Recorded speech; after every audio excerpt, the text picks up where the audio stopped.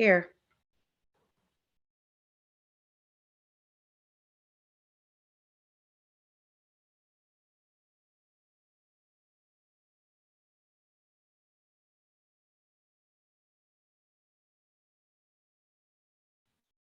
Second. Right.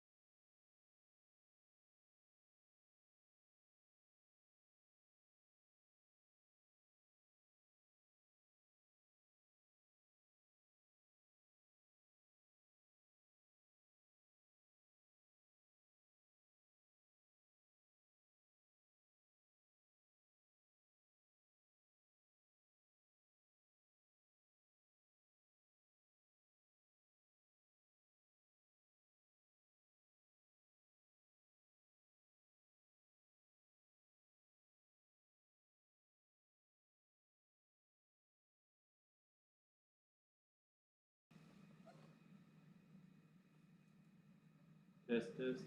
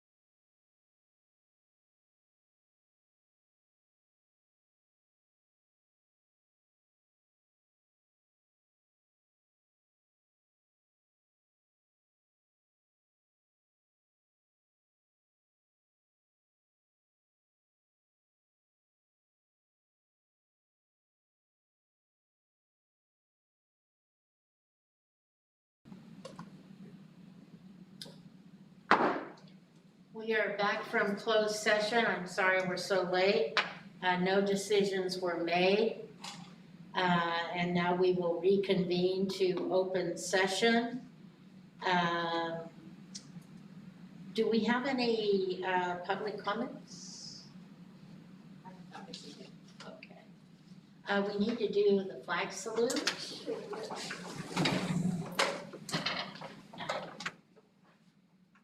Go ahead, Liz.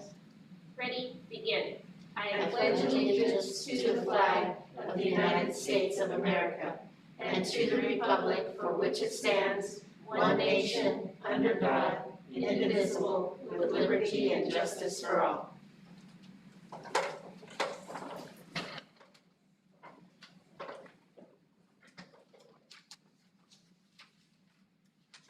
Okay, our first report is. Do we have to approve the agenda? Oh, yes, sorry. I move that we approve the agenda as submitted. I second. All in favor, say aye. Aye. Any opposed? Okay, 3-0.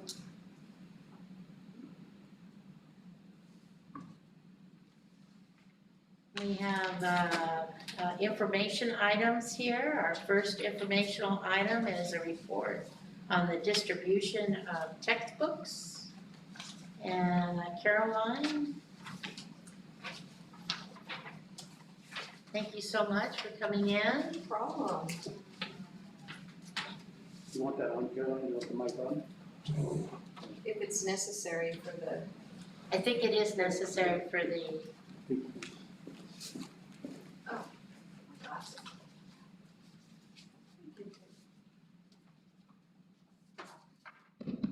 this cute little. thank you. I know. Always so helpful, Kip. Where'd you get this cute little boy? I found him on a dual language page. Isn't he cute? Adorable, sweet. It's a pleasure to stand before you and present two very important topics, instructional materials, and then later to be followed by our student achievement update. Instructional materials has been on the go. We've made a lot of progress in the last 2 years. I just want to start by saying, thinking back, thank you to the board for adopting an ELD, a math, science, social studies, early reading intervention, accelerated reader practice, footsteps to brilliance. With this board supporting instruction and students at the site level, we are going places. So I just wanted to say thank you, first of all. We've accomplished a lot in 2 years, so thank you. So this report, of course, you've already found the green report on the left side of your folder. I'm going to just briefly cover the process, the status, and our next steps, so that you can have an understanding of where we are and where we're going. There's a lot of work to do, and it takes a lot to get these materials on the sites on time. So if you turn the page to the process, our process is a bit more data-driven right now. We've fine-tuned the way we get materials to the sites. So back in March, we began working with the vendors to get a heads up and to begin getting the contacts, the the estimates and everything, so that when we get our student counts and our inventory from the sites, we're ready to go. So in March, we contacted the vendors. In April and May, we gathered the inventory from the sites. And in the past, we've had the sites just tell us what they need, but this year we really decided to fine tune it and make it a little more data driven. So the sites gave us their real numbers, their inventory. Good. We took the inventory from the sites, and in May and June, we worked with student services, special education, human resources, and we got the projected counts for both teachers and for students. So we began to build our numbers and our quotes, our contracts with the vendors based on numbers. Those are changing, and we've done 4 updates already. Our administrative assistant, Annabelle, she's amazing. She's just always on this. She has the spreadsheets going. I haven't shared it because I wanted to honor her work. There's a lot to that. So we use the projected counts and we compare it to the inventory by site. That way, we're not wasting any materials. If there's a surplus at one site, we can transport those and shift them around and make the best use of our money. We also pad our projected counts for the sites by a certain percentage so that we make sure that there's some extras in case, there's some movement. And then in June, we put together the quotes, the requisitions, and the POs. And those are 3 short words, but it's a process, as you all well know as your educators. It's not a 5-second piece. We work in collaboration closely with business services and the vendors to get this accomplished. And by July 1st, the purchase orders are complete. And I have to say, it doesn't go to the vendors right away. It goes to business services. They process those purchase orders and get those out the door. And that includes the teacher's manuals and. Yes. The summary of the materials order for core programs, again, vendor quotes to develop requisitions to PO to the vendor. That process, we develop site level POs. And this is new since my tenure here, because as a principal, I knew that sometimes we got these orders and they were all blended and mixed up and no packing slip and all the 9 yards. So we go the extra mile and develop an individual PO for every site, every grade level, every subject area.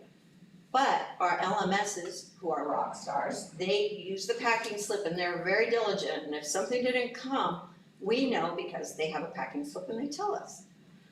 So if we were to look at the amount of purchase orders, Eureka Math is 180 POs. Science grade K3 is 31, and you can see the list all the way down on the 3rd page. We will have developed 306 purchase orders by July 1st and get those out the door and get everything moving. It's still got kind of a tight timeline because QSS, which you have to submit the POs there. Sometimes they shut down a couple days and redo their things. So I checked with business services and it should be all on time. So the ETA to the sites is the week of August 2nd through 6th. We always adjust. If there's something that happens in the fall and somebody says, I need a TE, just let us know, we'll order it. We'll get it shipped fast. But we have a system down that we feel really good about. And it's pretty efficient. So, summary of the digital licenses. Now, this was a big stretch last year, and we worked closely with IT. We worked closely with all the departments to get all the digital licenses assigned. So right now, we're working with the vendors on those digital quotes for all the digital materials for the students. We're continuing with those resources. We found them to be effective. So we have 9 district-wide purchase orders, and we're coordinating with IT and all the vendors to assign almost 20,000 licenses. And again, the ETA on that is August 9th through August 13th. A lot depends on Aries and Clever, but we're gonna make it work. The great thing about this pandemic is we've learned how to be better teammates and come out of our little silos more and more. because we need to overlap and work together. So it's been a great process. The one thing that I would like to see is that we should figure out usage on some of these digital licenses and see which ones are being used the most. And then drop the ones that are not used as much. Because I know my grandson, he likes a lot of them. But there are some that he doesn't use. And so I think that, he was in first grade this last year, next year, of course, second grade. So I think we should be, if there's any way at all that you can tally how many kids are using what, I don't know. They do have usage reports. I And I'll think give that kind of would be Yeah, beneficial for you to Totally. see which ones are being used the most. especially by. Because, we've got a lot of money for 2 years and then we're gonna not have a lot of money. So we need to know what is being used the most by our students, and then we can cut the ones that are not being used. Agreed. Affirm and equip are the two that we're gonna compare this year. We already know Right. Applegate. Equip is more of a, it's kind of more of a pre-test and reteaching tool, and Affirm is more of a peer assessment tool. And my guess is that Equip will be more used. So we're gonna look at that this year.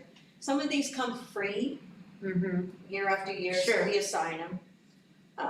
But I think that's a great idea, and if you want any information Well, on I that, just mid-year, whatever. think that we should be monitoring usage and then, because we know the money's gonna dry up, so Yes. let's keep the ones that the kids like and are using and get rid of the ones that the Exactly. kids don't like. And are helpful. Right, So if you look at the following pages, this is just, total transparency, this is what our world looks like right now. In fact, I was meeting with Annabelle at 5 minutes to 5 before she left, going over these sheets. And that's our process. We're always looking to improve it. We're always making adjustments and seeing what we can do to make sure our kiddos have what they need. excellent. Questions, or should we go to the? No, it's awesome. That's a child looking at me, it's so cute. I It's know. so darling. So in regard to student achievement and student achievement results, this year's been a complicated year, as we all know. Back in April, we met with HESTA, we've met with HESTA and our, the bargaining unit quite a few times. And we're just making adjustments, mid-course adjustments to how are we going to know what our students know and are able to do. We've done that all year long. We've worked through the differentiated assistance process and looked at data all along. And in partnership with HESTA, we've gotten ourselves to this point in measuring student achievement that we all feel good about. The data is useful, it's timely, and it is state approved also. So in the middle of April, I sent out a notification to the principals that we would be using star reading and star math. And at that board meeting in April, we talked about the reasons and what it does and what it measures. So just a quick refresher, it measures student growth in the ELA and math standards over time. So it takes a student where they are and shows growth over time. We can slice and dice the data based on predictors for the past assessments. We can look at the data in a lot of different ways. But the star reading and star math data with the performance bands that you'll see in this report is what we have built into our LCAP as our baseline measures. There was great care to administer these assessments in the most consistent and reliable way based on the state guidelines. Because just a reminder, these are our end of year state approved assessments. So we're starting out next year with some valid and reliable data as best as we could have. So if we look at the star reading, the peach page, This is the district level screening report. And there are 4 performance bands.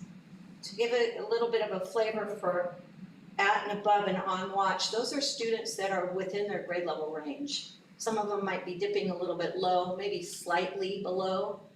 But our intervention, the goldenrod, I would say that to put it in real simple terms, it's within 1 grade level. They might be 1 grade level below. I'm very generalizing it, but it's helpful to kind of think of it that way. And then the urgent intervention are students who are, 2 years below grade level or more. So if we're looking at that, looking at the percentages, we have a lot to be proud of in a year where we haven't seen our students. I was pleasantly surprised. Do we have a long ways to go? Yes. Do we have strategies and interventions in place that we're going to be using? Yes. Do we have student data that we can drill down onto on day 1 of school? Yes. Teachers will be receiving training on STAR reading and STAR math data and the tools to respond to that data in the fall and August. So when they're getting their training, they'll be looking at their student lists with their student data right in front of them. Teacher training will drill down in a whole different way than our bird's eye view of data that we're looking at today. If you look at the next page, it's grades 3, 5, and 8. The only reason I do that is because we couldn't fit all the grade levels on one page, number 1. And number 2, our differentiated assistance process that we're going through in partnership with the county for district improvement is looking at these benchmark years. So I thought I would do this. Most of what we're looking at is almost a 50-50, at or above, or needing some kinds of interventions. In all the grade levels, and if you notice, it trends upward slightly as the students get older. So these are the 8th graders who are now gonna be in the high school, or are these 7th graders that are gonna be 8th graders? 8th graders now going to high school. So bringing us over to the school. No. Well, actually, so we're staying on track as to what we usually do, which is normally over 50% of our kids enter the high school at proficient. So that hasn't changed. So through the pandemic, that has not changed. Yeah, that I was really.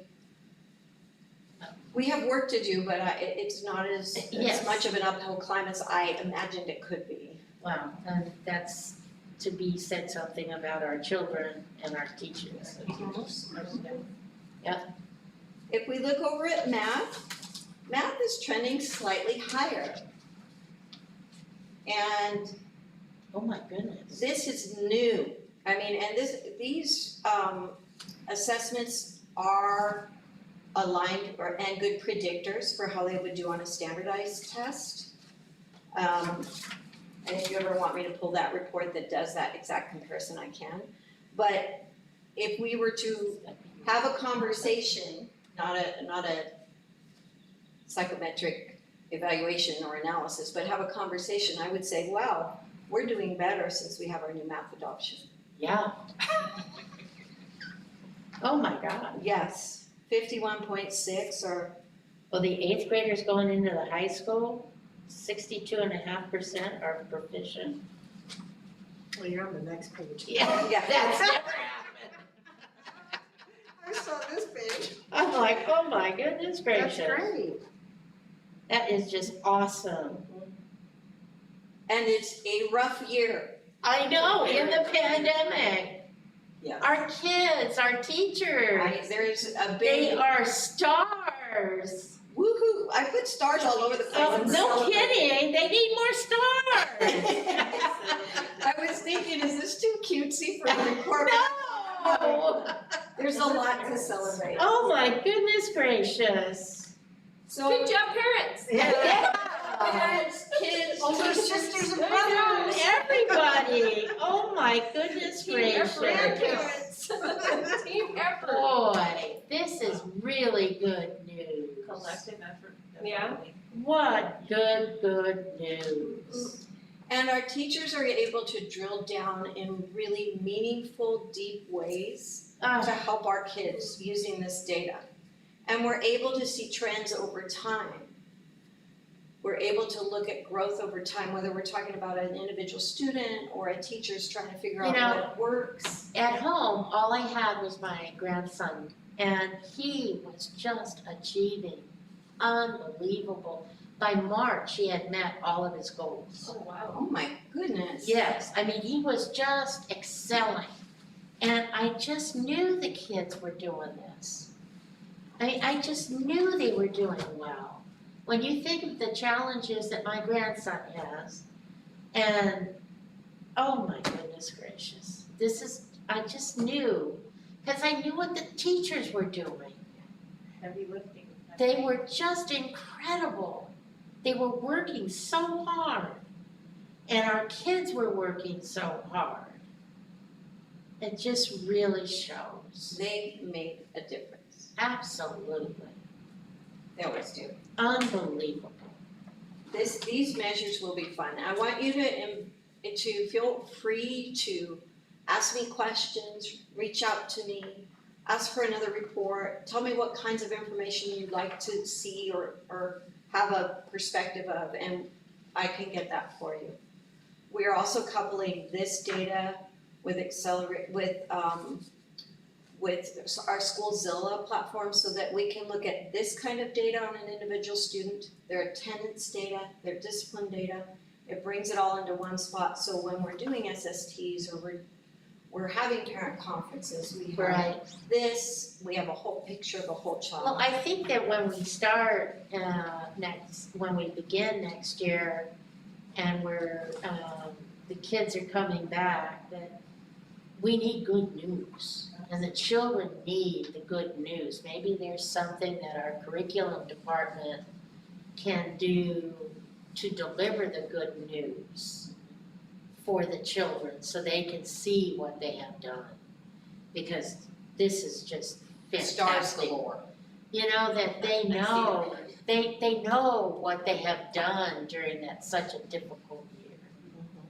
I mean, And they when- have such good news.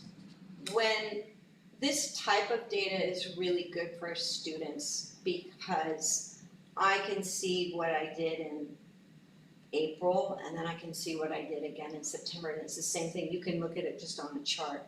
It's not an isolated test that has third grade standards and then an isolated test that has end of year third grade standards. It shows growth over time on the same measure. So it's really good for students. We can set goals and celebrate. Something to celebrate. Oh, it's just If you unbelievable. have ideas, let me know. We'll celebrate. But I think we need to come up with Mr. Ward and you know, the three of you come up with something that we can do reward with these children. Absolutely. They have just, And you come out with us. oh yeah, for sure. This is just incredible good news. I mean, we can't get any better than this. Unbelievable. So the next page is Footsteps to Brilliance, and I put all the schools out there on all the measures that you More can good see. news. Mhm. So our HSD totals are across the bottom. Hours of literacy, that's just logged in Amazing. time our kids are interfacing with language and early literacy. Words read, of course, is a big one that we look at because we know that more words read equals more vocabulary and more fluency. Books read, we want kids to love reading. Games played, they're playing games, but they're learning skills. And then books written, look at all those books that are written. Wow. 85,185 Hollister authors That's awesome. are young authors. So we'll continue with Footsteps to Brilliance. I'm curious about the data that Footsteps to Brilliance could yield on our early kiddos. So I'm gonna be seeing, there's some new features, so I need to play around with that and see what's helpful for teachers, Right, right. students. Well, I This think program is that, amazing. you know, for the Eureka map, I know it's difficult for our parents, but when they see the reward of how well the children are doing, it's gonna change everybody's mindset. Absolutely. Yeah.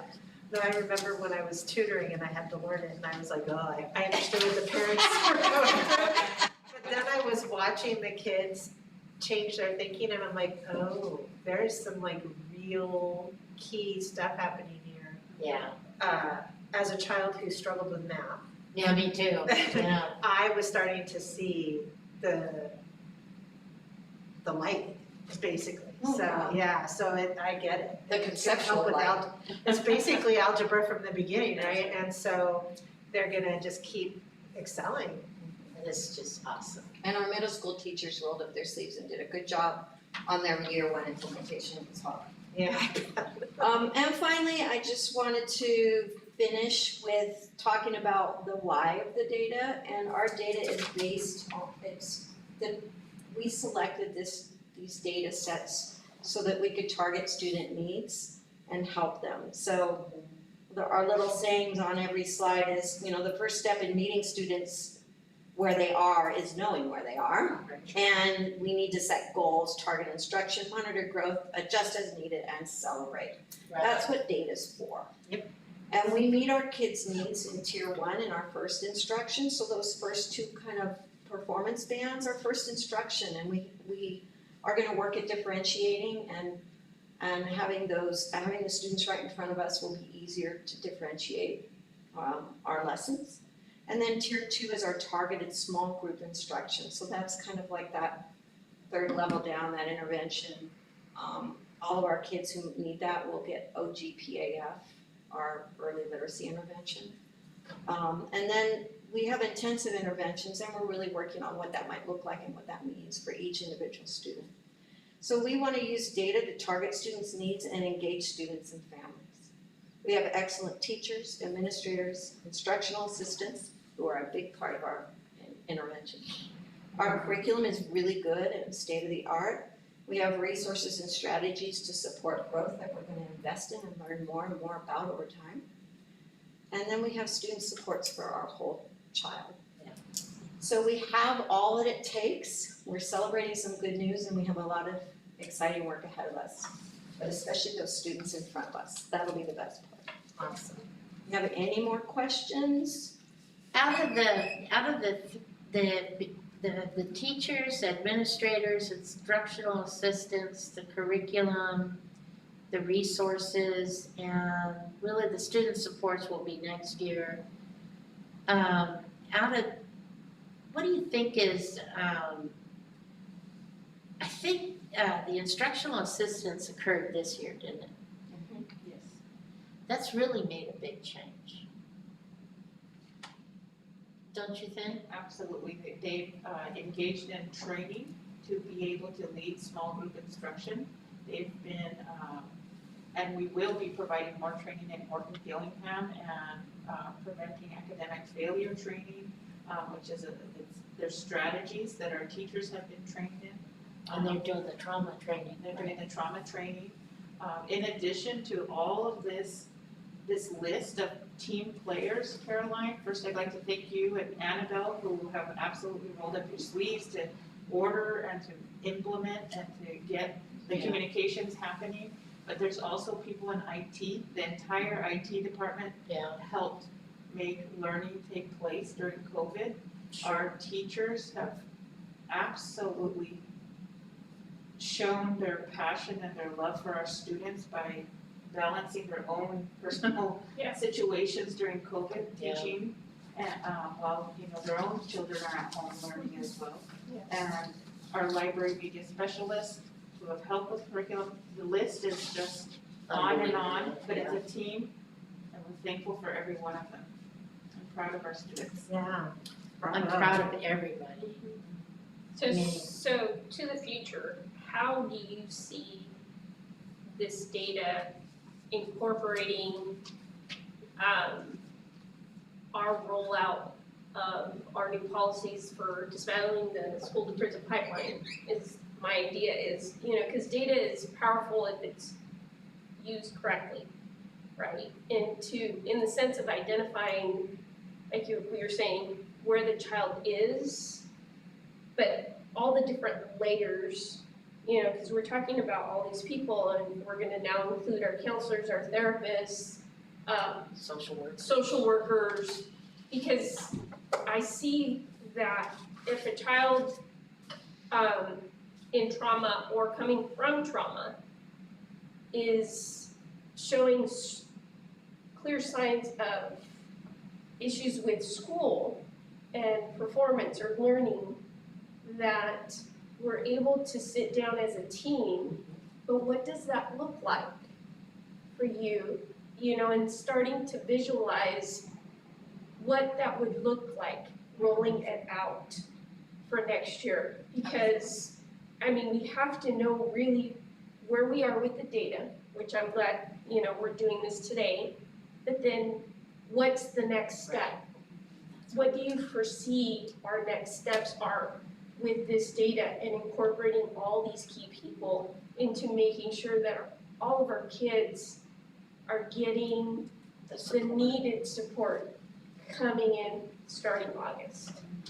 Excellent question. I think that a very basic and primary focus of ours will be the social emotional piece, and the fact that we have to build systems at the schools that will allow for us to have a consistent approach based on our new policies, and allow for our staff to have that communication with parents, with students, but also learn the policies before, we have this rollout. It has to be a structured rollout. We have to communicate with our parents, we have to communicate with our students, and continue to tap into the systems that we are creating right now. We have at least 12 new, I'm looking at Mr. Ward over there, 12 new social emotional staff members that have been meeting and will continue to meet to create uniform process. If I go to Calaveras and Caroline goes to Rancho and Kit goes to R.O. Hardin, we will all be approached in the same way. We will all be referred to the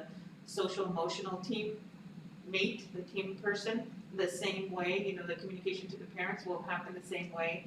And district-wide, that's our goal. That's what we're working on. That's what KIP is working on right now with the team.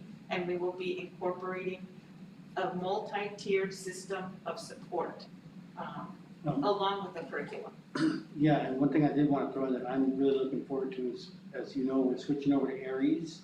And Liz, you probably use Aries a lot at Seminole High School, and I like the Aries analytics piece because it's what you're speaking to right now. It shows you, it'll give you readings on students if they're having struggles with attendance, with discipline, with grades, and then it gives you automatically your kind of list of on-watch students. Well, that's great, but now that we have the supports in place to help those on-watch students, it's just another piece of that process. And I'm because I went over to Seminole High School some months back and they showed me, I hadn't seen that, because back when we had Aries many years ago, we didn't have the analytics piece to it. So I'm looking forward to that in conjunction with our school social workers and our mental health therapists and our counselors, using that analytics piece to right away identify students and pull them in and offer them those supports that they need. So And your analytics will really depend on, because I want to get away from calling it out discipline. That gives me a negative connotation, and it makes me kind of twerk a little bit there, because ideally that's not what we want to call it anymore. If we really want to change what we're doing, we need to change what we call that, because it really has to incorporate different things and different needs that our children have, but I don't necessarily want to call it out with that negative connotation, because some of our kids that are struggling with attendance, especially at this grade level, it's not so much the child like it is in the high school, it's the parent.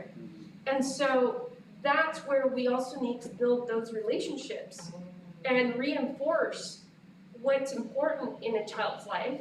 And a big part of that is the parent. And so I really want us, I use, I know analytics but again, I want us to really start thinking about what we're actually looking at and how we're gonna help our kids and really making that shift in Right. our approach. And what about the child that has the meltdown and it's because of the curriculum? Are we gonna have somebody there that can help them with the curriculum? I think that. You know what I Yeah. mean? That's, how some kids melt down and the meltdown is because they just don't understand what's going on. And so, they need a place to go and then somebody can help them. Will we have somebody like that that'll help them with the curriculum? Well, typically, sorry, Erica, I don't mean to cut you off. What I was gonna say is that, at any given school site, if a student is melting down, I think the educator's approach, the administrator's approach, the school site's approach would be to not pursue that, child in the sense of, you have to sit down and do this right now. If we're looking at the greater good, it's to be able to stabilize the child, their social emotional piece. And now that we have social emotional teammates at every single school site, they can also help with the de-escalation to figure out what is going on, what is causing the child to break down, so that the child can be feeling confident to come back into the classroom setting. So there are now going to be pieces in place. There's pieces in the That'll LCAP. help them, right? I see what you're saying. Together, those supports together with PBIS is a game changer for me at my high school because it focused on the cause data. What are we doing to intervene? We kept data on what we were doing for children and checking to see if it's working or not, Right. as opposed to keeping data on, they're in trouble, they're in the office. We looked at data with the individual student based on what are our responses to that student and constantly adjusting to have a social emotional mental health team to support principals and staff and figuring out what kind of, we call it cause data because we're trying to impact Right. students for the better, is amazing. So the PBIS teams, I believe, will be able to soar because of the supports that are in place now. That's not. Right, and a big part of that is documentation, because even with high schoolers, we do a lot of our internal documentation in the counseling notes. Counseling notes, yep. And whatever interaction that we may have with the parent or the student, so that anyone who comes in contact with that student, that should be your go-to first, tab on their screen to really find out what has been going on with this child first, who's been in contact with them, who's been building those relationships with the students, so that, and even with the parents, so that you're not having to create the wheel in the sense of, okay, they've already made that connection, they've already started establishing that rapport with attendance or with those positive Or you things. can catch that student where they've blown out 4, 5, 6 times and it's like, oh my goodness, there's no counselor notes in there. Right, and that's, Whoops, this one got biased. right, and I'd rather see that than entries on discipline side. Exactly. And all the instances the child's been in trouble, versus what caused the child. Yeah, we don't wanna see that. But again, it's just, I love the data, and I know that, data means, if we're doing our job as a school to educate our children, but there's just so many more layers to what's a part or should be a part of that. But I think it is crucial to always incorporate those things so that folks know, whoever's looking or working with that child, they know what, everything about that child they could If possibly we have a lot know. of data, but our profile of our child, but our picture of the child is flat, Mhm. then it's not good data. We Right. need multidimensional data on I it. agree. I agree. Absolutely. Anyway, thank you for letting me, Thank you. Thank you.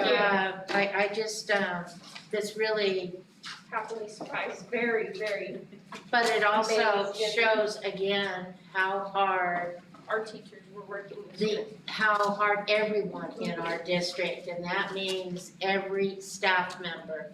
Because children succeed because the IT worked, because the food department was doing things, because the teachers were doing it, because the administrators were there. I mean, You're right. everything was working because everybody was working for the children. Yeah. Yep.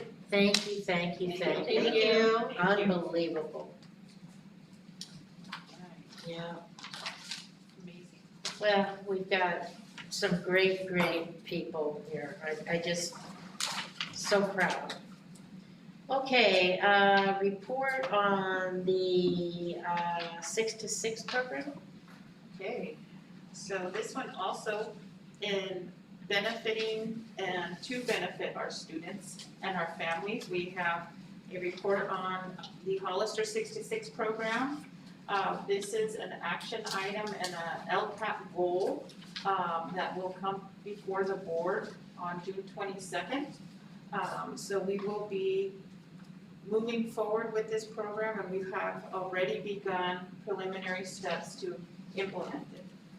So the Hollister 626 program will provide before and after school care to students at Aro Garden, Talavera School, and Rancho San Justo Middle School. Our community partners, the YMCA, will be providing 6 to 6 care at Lad Lane, Sarah Vista, Rancho Santana School, and Youth Alliance will be providing care through the ACES program at Mays, and I'm looking at Caroline, I believe that covers all the schools. So with a collective effort, we will be, working at all the schools in a manner that will allow for students to have a safe and nurturing environment. The school district, however, will be specifically overseeing Aro Garden, Calaveras, and Rancho San Justo Middle School. The goals of the program, or the priorities, first and foremost, to go along with some of the conversations we've been having tonight and with the LCAP, is social-emotional. We absolutely are committed to providing a very stable, very nurturing environment for our children when they get dropped off early in the morning so that their parents can go to work, their family members can go to work, or when they have to stay later because their family is working. So absolutely a social-emotional, healthy environment, and one that's conscious of the importance of social-emotional health. We have to also provide a physically safe environment. Again, we would have all the systems, and we will have all the systems in place that will allow for us to ensure that the child is safe while they are within our care, and the proper measures that allow for a family member or a guardian to check out the child at the end of the day. And enrichment. Our students are engaged in academics throughout the day. We would like to provide enrichment opportunities for all students that are attending, such as art, such as science, STEM, access to things like manipulatives, access to puzzles, access to academic magazines, access to having social emotional interactions out on the yard, play equipment, so a different type of setting that's not as set, and structured, but also a daily time to do homework, a daily time to write in their journal, a daily time to ask questions if they have questions on their homework, and so on. So we are moving forward with next steps in the process. The biggest step will happen next week, LCAP process approval. Once we have determined that we are going to move forward with the LCAP and approve that, then everything else falls into place. We have to consider our budget, our costs for the program, how much money have we allocated within the LCAP for 6 to 6. We have to communicate to our parents, our families, that potentially may be interested, may have questions, so the communication piece is essential. We need to start allowing the community to know we're moving forward with this. We have to also engage in communication with our staff, and current staff, and also our labor partners. There might be questions that might come up, there might be situations that might have to be negotiated. 2 years ago, we had a program called Extensions, so we do have classified job descriptions that already exist. At that, I would say about 2 years ago, we laid off those positions, so there are folks on our staff currently that have rights to come back in that capacity, if they're interested. So we're more than happy to move forward with that, and it would ease the staffing piece. We also have to secure enrollment through an application. We have to secure, the family's information, who are the emergency contacts, does your child have allergies? We have to also distribute this information throughout the community, drop off applications at the workforce center in San Felipe Road, at the library, at different areas that our families frequent, so that they are well aware now that in August we will be able to provide this opportunity. Training is very important. We've been talking about social emotional aspects of the directions that our district is moving forward. Our staff that will be working 6 to 6 will be trained in social emotional well-being. In trauma-informed practices, they will be offered the same opportunities that our current staff have been offered as well. We already have 200 so staff members trained in trauma-informed practices. That's amazing. Wow. In a COVID year, and closing out the year and preparing for summer school, it's amazing to think that a school district has launched such a rigorous and aggressive effort in something so important. We're trying to provide this training opportunity and more training to come. Yeah. So our materials, they will be supplemental. They will be based on enrichment. They will be multi-age, because our centers, our classrooms will be operating multi-age. If it's at R.O. Hardin, it could be a student or a grade level anywhere from TK to 5th grade. Rancho, of course, would be the middle school setting, and so on.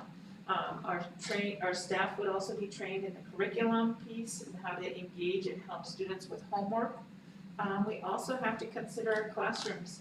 What facilities will we be using? How to set them up? So all of this is on our to-do list, and we are checking off the to-dos as we move forward to prepare for this. Pretty awesome opportunity. In regards to, the enrichment, the setup, and the program costs, is it gonna be like a sliding scale, or are we picking up the whole cost, or how does that work? Good question. So I believe in May, it may have been the May or April board meeting, Yeah, we we had a talked about it. discussion about the 6 to 6 program. A suggestion was made to potentially absorb the cost so that it would be free to our families. I believe that we would have a better ability to understand the overall costs once our budget is finalized, our LCAP is approved, so that if we can and move forward with that idea, that would be a blessing for families. if we Yes. Definitely, if we can afford it, would be great. How about food? Is food gonna be could. Yes, part of, I don't see food here. food did not make the list, but you're absolutely right. Our student nutrition department would never allow us to have kids on campus without eating them. I think, I'm always Jamar- thinking Without about food. breakfast and dinner. Absolutely. So absolutely, yes. Food will be Food included. would be included. All right, okay. Anything else, guys? My only question, because I know we're talking about, as far as a sliding scale, only because I want to you know, if we absorb it from the very beginning, could we maintain that? I know, that's what I'm And worried about. so establishing something that really is reasonable but doable for many, many years versus, I'm kind of leaning that way too. you know, only Yeah. because I know, What's your feeling? Same, and I'm thinking it could work along the same levels as, when we have to when the parents have to fill out those forms at the beginning, free they kind and of talk reduced about, lunch? that. Yes, and based on household income, there would be the, Well- more of a help versus. Well, a little bit more generous than YMCA. YMCA is pretty expensive. right, So we don't want to be as expensive as YMCA. right. But we need, I'm just afraid, you know, because we know we have money for the next 2 years, but after that, we're not. So I have to agree. I think if we can do some kind of a sliding scale, that's, you know, not so prohibitive. But I like the fact that, you know, the big key that we already internally use is the free and reduced lunch Right. application based on that. And then depending on the family's other needs, Needs, right. you know, I like the fact that we can do a sliding scale for a family that's right above the cuff, but yet, you know, has Yeah, 2 legal. or 3 kids and, you know, the cost would be like, I couldn't afford Couldn't do this. it, I need it, but right. I can't afford it. So I would like to be able to work with those families to develop something like that. And then, of course, the ones that don't, you know, can afford it, can afford it, right? But I think doing something like that really makes more sense for sustainability and just being able to offer it to more families. Yeah. You know, I agree. on a longer basis. And is it possible, and I don't know about all the technicalities and stuff, to like reach out to Community Foundation or Women's Club, other kind of like philanthropic? Well, that's something that we could look at. Or creating like a fund Yeah, to be able to pull from if the family needed the resource. exactly, Yeah, exactly. All very good ideas that we can work on. yeah, okay. I think we all believe this is very, very important. Oh, I'm excited about it, I Yeah. just think it's gonna make, A A huge difference. world of difference yes, for families. and really build that community that we're looking to build. Mhm. Because the parents are engaged in that way too, Exactly. right? So, yeah. Exactly. Excellent. So more information to come on Hollister 66. Okay. Okay, thank you, Can I, thank you. can I ask one last question? Sorry, I have this thing, I meant to ask this. So these run from before class starts and then it picks up again after school starts getting out. So is it a teacher or is this additional staff? Do you see what I'm saying? Is it somebody who takes on a little bit more in the morning or Our how does it get staffed? Okay, good, excellent question. So the staffing will be staff that fit under a job classification called extensions paraprofessionals. Okay, So they are staff that are trained to work with students. It's a higher level than an instructional assistant, and because it requires more training. The wages are higher, and the time that is allocated to that staff position depends on, if we start at 6 and the school opens at 8:30, you know, that's 2.5 hours. But if there's a school that opens at 8, you know, and they come in at 6, that's only 2 hours. So it'll depend on the site and their start time okay. or their end time. But they are classified employees. How do we handle the credentialing? For classified in this job classification, they do not need a credential. And because it's basically a childcare classroom that's on a school site, it's exempt from licensing requirements. So we're Okay, good good. there. Good. And that same individuals would pair them up even in the evening, so like if class is out at 2:30 or 3 and they're there till 6, I'm assuming it's a 6 to 6, so Yes. then they would get those additional hours in the Yes. afternoon. Some classrooms, depending on the ratio, For example, there's different recommendations and we can explore what we are comfortable with. If it's one adult for every 10 students or every 8 students, then it would be the extensions paraprofessional, which is the higher level, Mhm. and then an assistant. I see. So 2 Okay. adults per That makes classroom, sense. like a preschool classroom. Yeah, I like that idea. It's awesome. Okay, Great. next on the agenda, Ms. Jan. We have 10A, which is the governance, this is a discussion action item, governance calendar. Okay, so when we talk about governance, we have some information for the public and for our viewers as to why school governance is important. As a school board,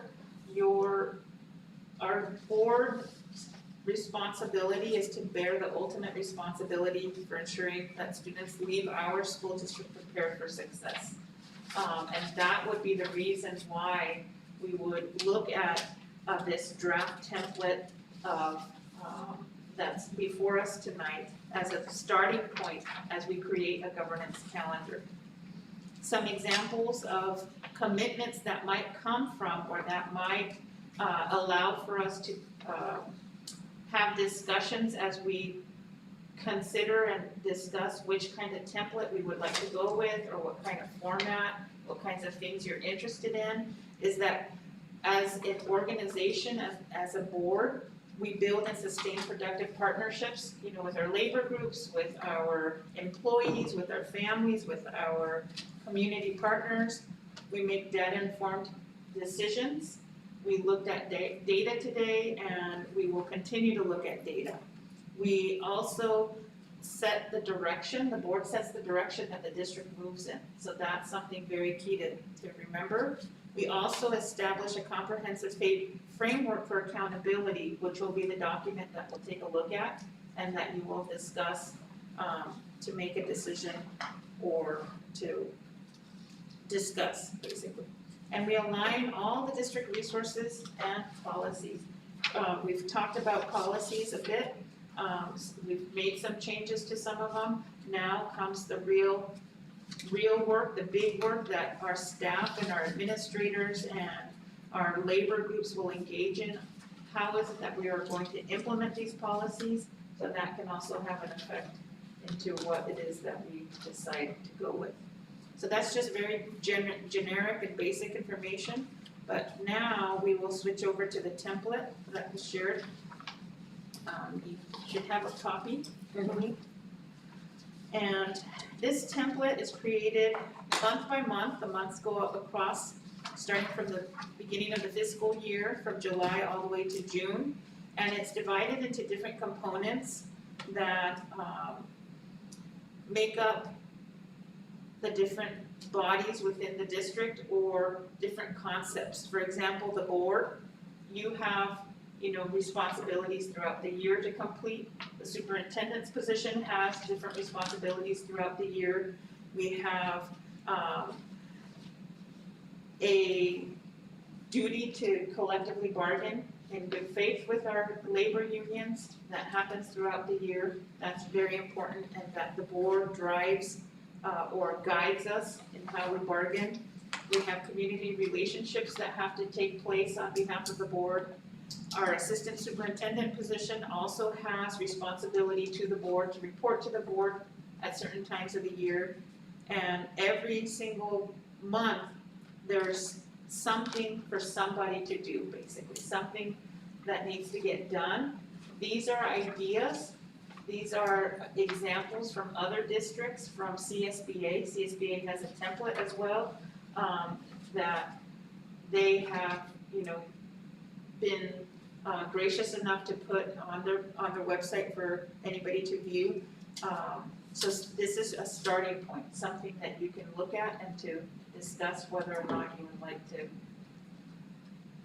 Well, I know this isn't ours because it has here for July, under human resources, peak hiring month. And we changed that to what, February?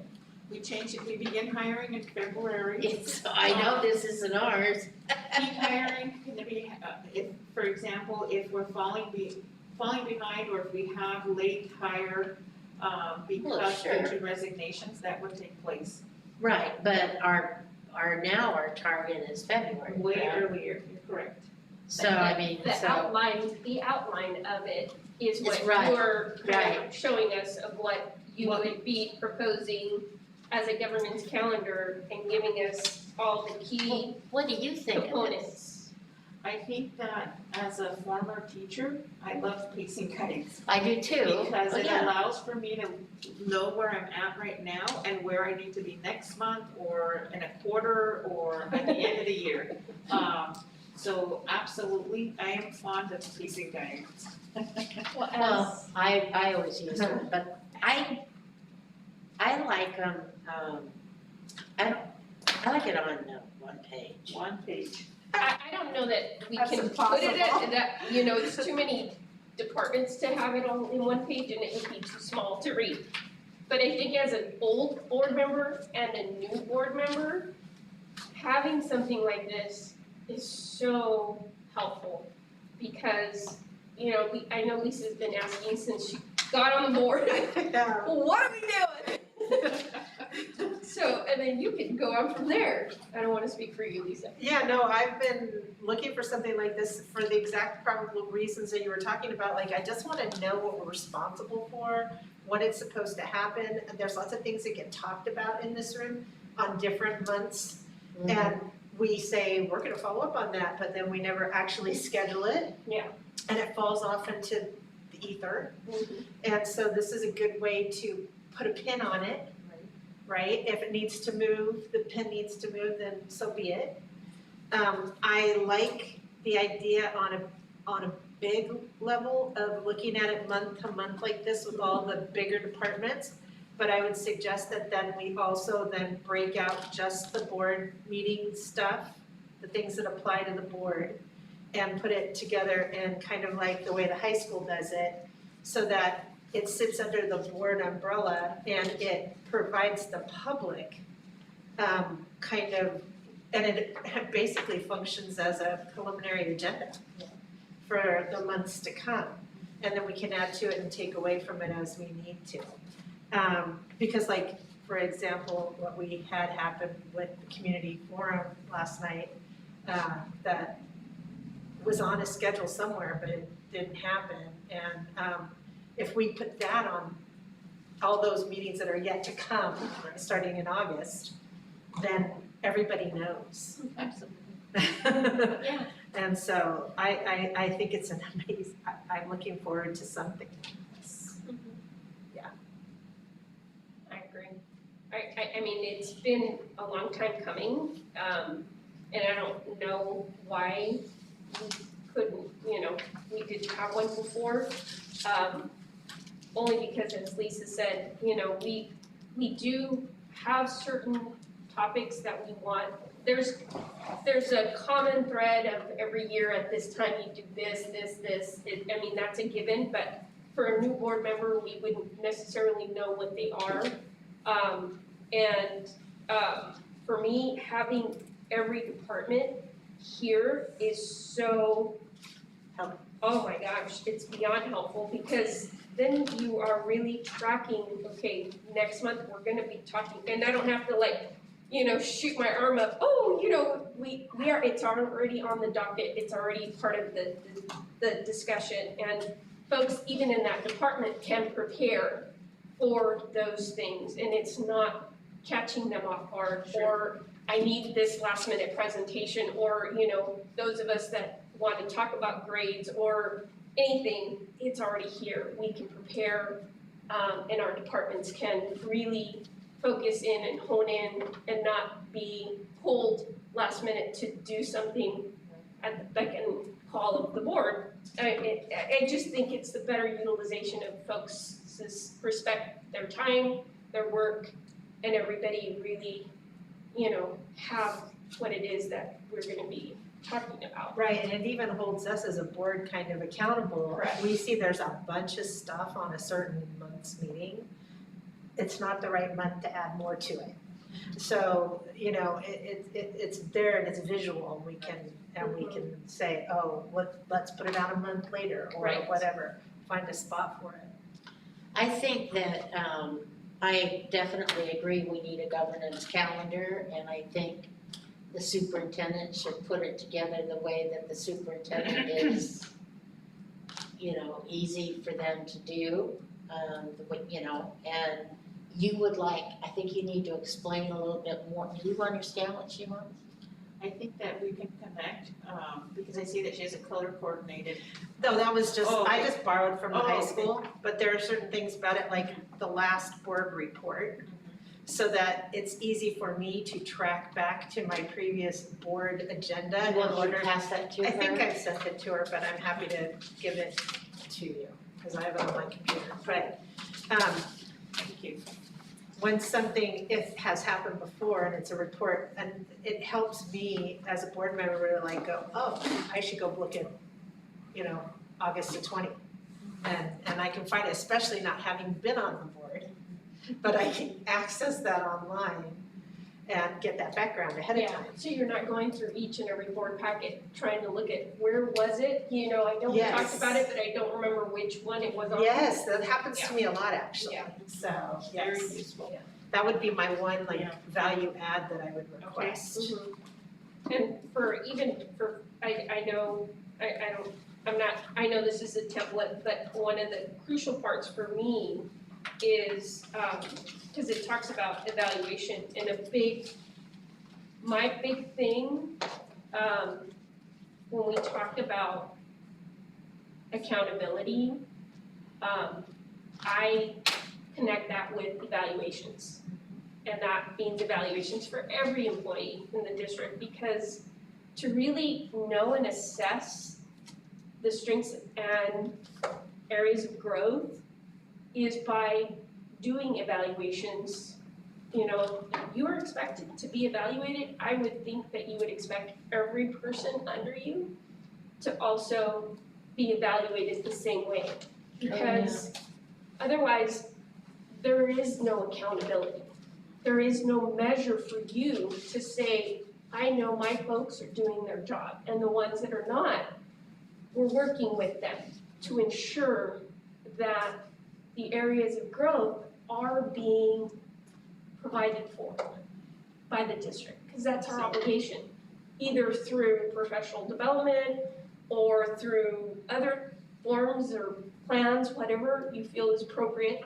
But I still want to make sure that those things, because they're by law, certain certificated have to be evaluated by this time.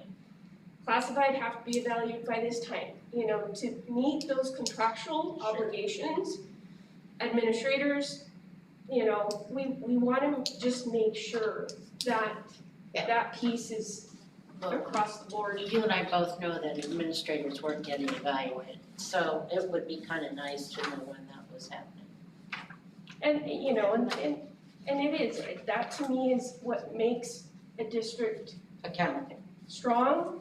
You know, truly, if we're really looking and talking about that equity across the board, and we have to know and just know that it's being done and not have this uncertainty that, you know, okay, Well, yeah, fingers crossed. we find out, oh, we can't let that person go because they were never evaluated. We weren't doing our due diligence. Yeah, and we have the means and the structures built to help us do those things, so we just have to make sure that we're And following that's it. something that we would like to see, is that, you know, when you talk about equity, it's important that, you know, we learn from our evaluations, and evaluations should be a learning thing. Yeah, they should be constructive. Right, and, just the few times, just the limited time I've been on the board, we've had a couple of incidences that we have not been able to do anything. We've been impotent because evaluations weren't done. And I and- don't want us to be in that position. No. We will add that to the, Yeah, an evaluation schedule or whatever, who does what, whatever, that should be done. I think it would help each of the different, well, the departments for sure, but I'm thinking even the school sites, right? Because Oh, they're on- everybody's looking at the same. No, but the teachers in their contract have an evaluation schedule, and so does So does CSEA. Yeah. And then it's the job of the superintendent to make sure that the principals are doing their Right. job in evaluating their staff at the school site, Yeah, I assume. Yes. well, I had Or is worked it the away HR? from that and back up to the The overall superintendent governance. runs the HR. No, right. And somehow or another, I know this hasn't happened in a while, but we went through a period where nobody was checking on the principals to see if evaluations were even being done at the school sites. So, It looks like as you're creating the list of all the things that, you know, all the balls in the air, that there's a place to capture it. Exactly. This is, sounds lovely. yeah, but I just want to tell you, is, my brother, worked in a big high school in, east side San Jose district. And, he had these two young teachers come to him, and they were starting their third year, and they said, to my brother, "Are we tenured?" And he says, my brother says, "Well, yeah, isn't this your third year?" "Yeah, but we were never evaluated." Oh. He goes, "Well, yeah, you're tenured." So, you know, they always like to blame teachers, you know, for problems of education, but if the administrators aren't doing their job. Yeah, there's a lot of stuff. Uh-huh, There's a lot of pieces that we work on and yeah, I mean, it's, there's all kinds of pieces to make sure that children are getting their, And with our new initiative, even with the STPP, that like, I know, Yeah, exactly. there I could be a know. lot of like gates Exactly. to that as well, right? Yeah. yeah. absolutely. Well, this is something that I could see change. You know, this is gonna be Well, it's gonna be a It's living, gonna be the first It's gonna be a implementation, living it's a yeah, living it's gonna be a document, living right? document right now Which is for a awesome. while. Yeah. Yeah, It's gonna be changing. right, of course, and it should change, actually. And it should be on the website and put in there that, this document is, Draft. is going to be changing, you know, it should be on the website, but also notification Well, that, certain things may evolve and added to, but Right. once you pass a Right. certain month, those are pretty much set. and right, but I can What was see Erica, accomplished during that month. right, I can see, that this would change. It's fluid document. Yeah, It would there be you go. fluid, sure. And it's a great template for the following year too, because Right. again, so many things are consistent, Well, the laws across change, certain and months. laws change, you know, so, all right, I think I love we're it. ready to go to future agenda items. And first off, do we have any board reports? Do we have to take action on this? This is for discussion. It said discussion action item, I don't really think we need it. I mean, discussion action, I love it, I would like us to move Yeah. forward with And she's, yeah, adopting something in this Yeah, type of I format. would also, all yeah. right, why don't we make a motion that we will, make a motion that we will, accept a governance calendar. Okay, I move that we adopt the, a governance calendar that we should try to come up with a boilerplate, and with the understanding that we will have, it will be a fluid document, There you go. and we can and probably should add and subtract from it as need be. And There you go. as for timing, I don't know, a couple months. I don't know that it needs, before the next school year starts. Yeah. Would be a good time frame, I think. I second it. Okay, all in favor? Aye. Okay, 3-0.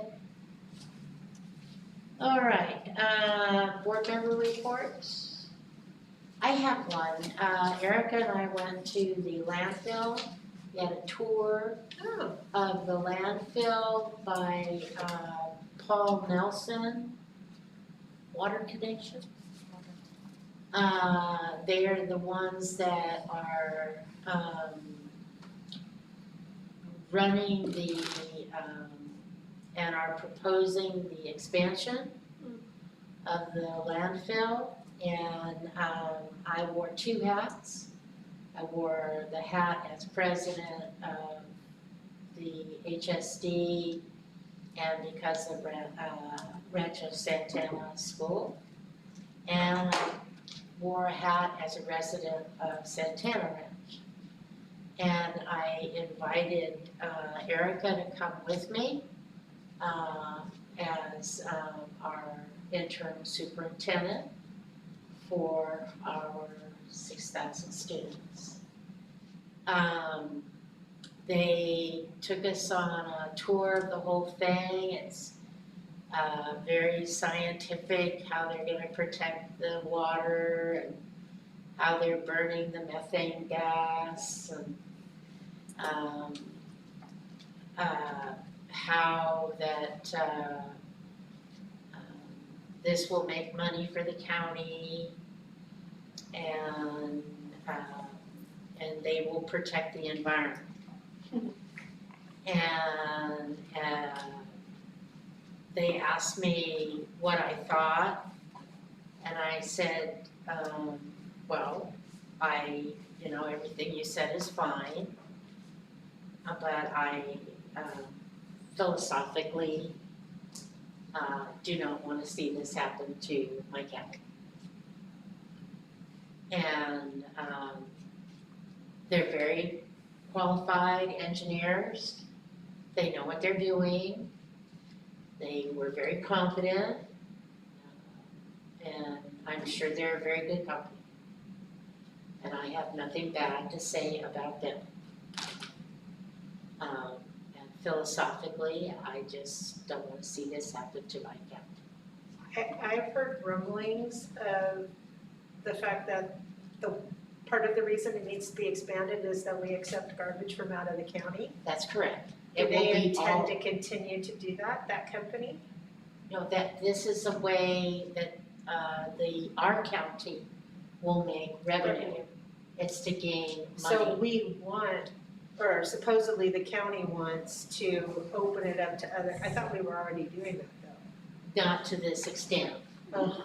And so the whole idea is to make money by accepting So is this the board of refuse. Supervisors, so like if there's Decision. an issue, address your local board of supervisor? That would be correct. Okay.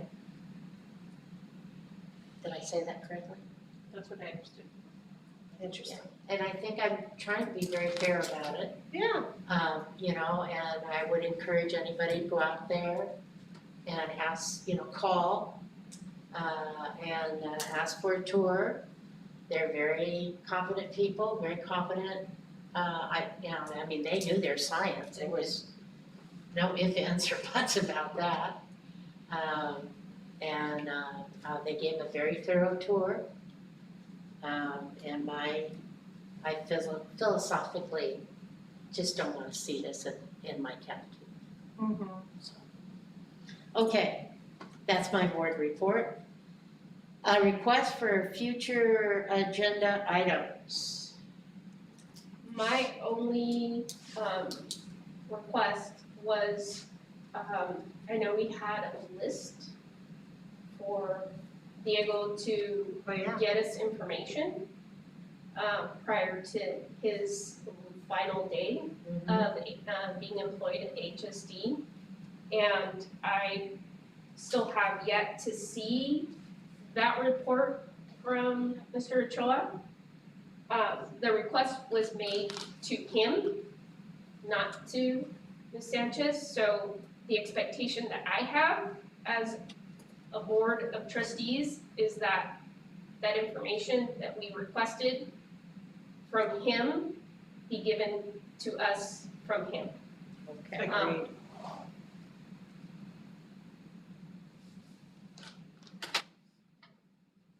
Okay.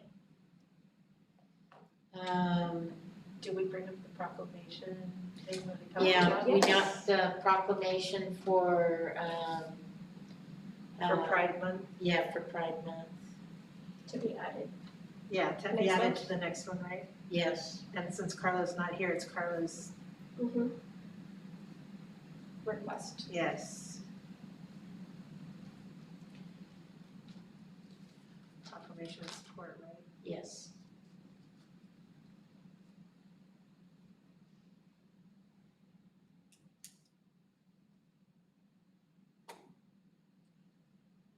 And then what about, what we were talking about? Is that gonna happen at a board meeting, or is that separate? I don't think we're ready. Let's have her talk to legal first Okay. Yeah. All before. right, great. That's good. Yeah, and I don't think we'll be ready for that anymore, All right. so. That's all I have. Announcements? Do we have any announcements? Oh. There's going to be a ribbon cutting ceremony on June 22nd at 10 a.m. For Rancho Santana. And it's invitation only. And we're very excited to do it. So that is a big announcement. It is a big Yeah. Okay, so I have a motion to adjourn. So moved. I second. Okay, all in favor say Aye. aye. So it is 7:50, we are adjourned. Maybe. We're still on that. Yeah.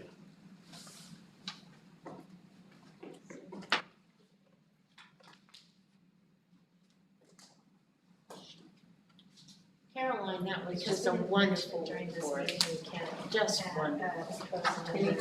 I'm so proud of everybody. I wanna consider. You know, what a wonderful. Meeting more often, maybe I having know. shorter meetings.